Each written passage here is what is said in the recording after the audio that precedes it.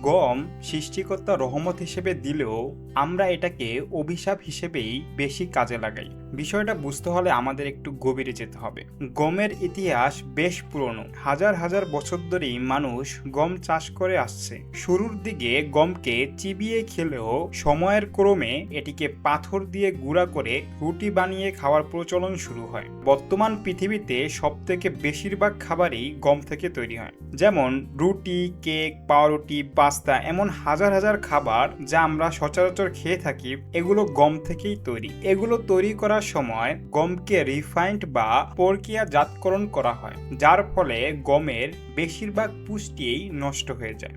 গমের পুষ্টিগুলো আমরা কিভাবে নষ্ট করতেছি এটা জানার আগে আমাদের জানতে হবে গমের মধ্যে আসলে কি কি পুষ্টি বিদ্যমান আছে। পৃথিবীতে যত জাতের গম আছে সব গমেরই প্রধানত তিনটি অংশ থাকে: বার্ন, এন্ডোস্পার্ম এবং জার্ম।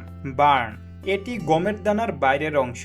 এতে প্রচুর ডায়েটারি ফাইবার থাকে। এই ফাইবার কোষ্ঠকাঠিন্য দূর করে, ওজন নিয়ন্ত্রণে সাহায্য করে, ইনসুলিন সেন্সিটিভিটি বাড়িয়ে টাইপ 2 ডায়াবেটিসের ঝুঁকি কমায়, হার্টের স্বাস্থ্য রক্ষা করে, কোলেস্টেরলের মাত্রা কমিয়ে দেয়।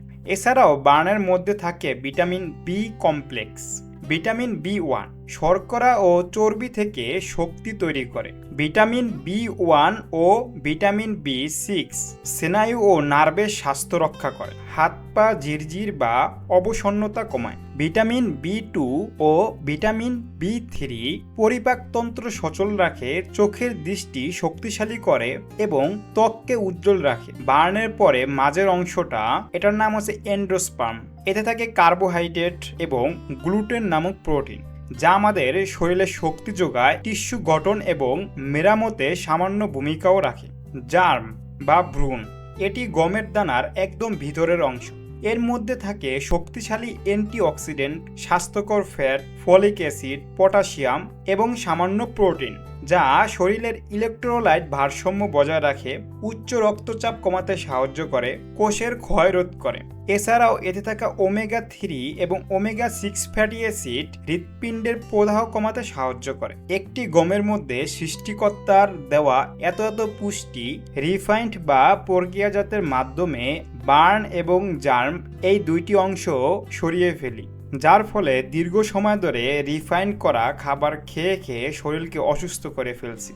গম থেকে বার্ন এবং জার্ম সরিয়ে ফেলার পর শুধু এন্ডোস্পার্ম বা ময়দা জাতীয় খাবার দিয়ে তৈরি খাবারগুলো আমরা প্রতিনিয়ত খেয়ে যাচ্ছি, যার ফলে আমাদের ব্লাড সুগার স্পাইক বা রক্তের চিনি দ্রুত বৃদ্ধি পাওয়া, স্থূলতা বা ওজন বৃদ্ধি, হার্টের ঝুঁকি, কোষ্ঠকাঠিন্য ও পেটের সমস্যা এবং পুষ্টিহীনতার মতো নানা সমস্যার মধ্যে পড়তে হচ্ছে। যদি আপনি গমের সম্পূর্ণ পুষ্টি পেতে চান তাহলে সম্পূর্ণ গমকে ভেঙে যেই খাবার তৈরি করা হয় ওই খাবারগুলো খেতে পারেন।